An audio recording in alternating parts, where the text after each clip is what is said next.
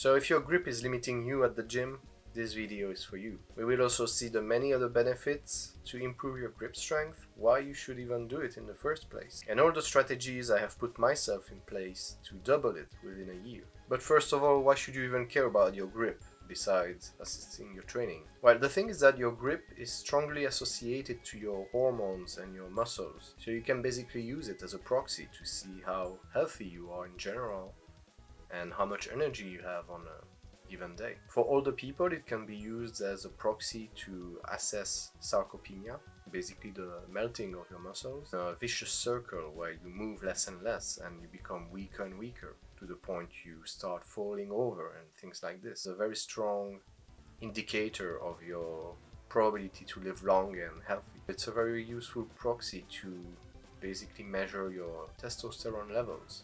It's very strongly correlated to the point you may even just use this on a daily basis if you don't want to do blood work all the time. Basically all you need is a hand grip like this you can find on Amazon. It's very cheap. You can measure as many times as you want through the day and it's gonna indicate you more or less if your testosterone is high or low. Very strong correlation. And now you can see on the screen a table that shows, according to your age, what kind of strength you should have to be healthy. And this is going to lead me to the process to increase your grip strength. It's not about hand grippers, it's about your lifestyle. So if you were looking for a magic pill or magic trick, there is none. It's going to take some months. In my case, it took around a year. And it's going to require you to train, optimize your nutrition, your recovery to the point where you can actually double like I did. I will start with nutrition. Obviously avoid as much as you can processed foods. If you're not a vegan or vegetarian, prioritize things like quality beef and eggs. You probably want to up your protein intake and make sure you eat quality fats as well. So no vegetable oils, but olive oil, some organic butter for instance. Quality carbs as well. So things like potatoes, sweet potatoes, even better. Alcohol. Try to avoid it as much as you can, especially beer. And if you have no choice, let's say, because you're in a social gathering and you don't want to drink water, it's better to have something like red wine. Obviously, don't smoke. If you try to optimize your health, that's the first thing you should do. Also, make sure you eat enough, simply.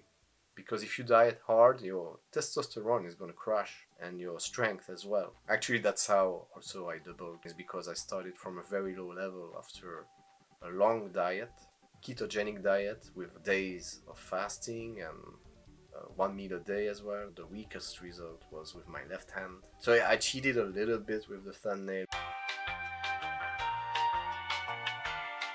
Carbs, this is also what has helped me tremendously, is to reintroduce them in my diet, but adjust them depending on how much you train as well. I see carbs as my variable and also something I kind of need to deserve. So, you know, the more I train, the more I eat carbs as a kind of recovery tool, basically. If you live up north without much sun, you should take vitamin D. Other useful supplements would be zinc, magnesium. We tend to be deficient. Potassium as well. You know, potassium competes with sodium to be transported to your cells, and our modern diets are usually quite rich in sodium, so it's pretty easy to be deficient in potassium. But yeah, that's it basically about nutrition. It's important, but just aim for some form of balance and just making sure you have quality, enough quantity as well, and variety. It's just that simple, you know. When it comes to stress, this is where we transition to the more training aspect of things. Walking every day, at least, let's say 7,000 steps, it's gonna help tremendously for many things, like controlling your weight. Obviously, you know, fat is inflammatory. So who says inflammation says cortisol, and who says cortisol says lower testosterone, so less grip strength and less overall health. That's also why you should try to lose weight. Obviously, there are many other benefits, like mental ones. You can either listen to the sounds of nature if you are so lucky to have nature around your house, or maybe listen to a relaxing podcast. It's gonna help with recovery for your joints and muscles by improving blood flow. It's a very smooth way to train your body daily for the rest of your life. And then besides walking, some cardio, of course, but unlike what most people think, cardio is not so much a weight loss tool than just overall health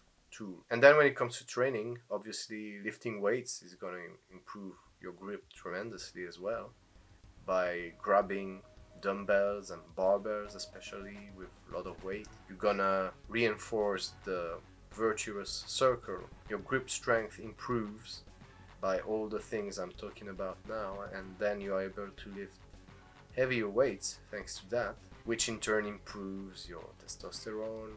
And so it's not just your muscles themselves, but your hormones and basically your whole system. But obviously, if you want to specialize a bit more in your grip strength, then you would want to focus a bit more on your forearms. So you can do things like wrist curls, obviously, use fat grips, as you can see me using now on hammer curl. It's a kind of curl that is also putting more emphasis on your forearms, but with fat grips it's even more the case. And then something I've done from day one at the gym is the farmer's walk, or the loaded carry. You basically grab heavy dumbbells and walk around. And this is an amazing exercise because it's gonna work your whole body, your abs, your traps, but yeah, also your forearms and grip. And if you want to go even further, you can also check the short video I just posted recently. It's 1 minute long, and it shows my daily routine of spamming hundreds of reps with very light weights. But so yeah, that's it guys. No hand grippers, no special crazy trick. It's all about improving your health. This is simple, even though it can be hard. It's not the same thing. It's all about educating yourself to learn how to eat well, train well, and recover well.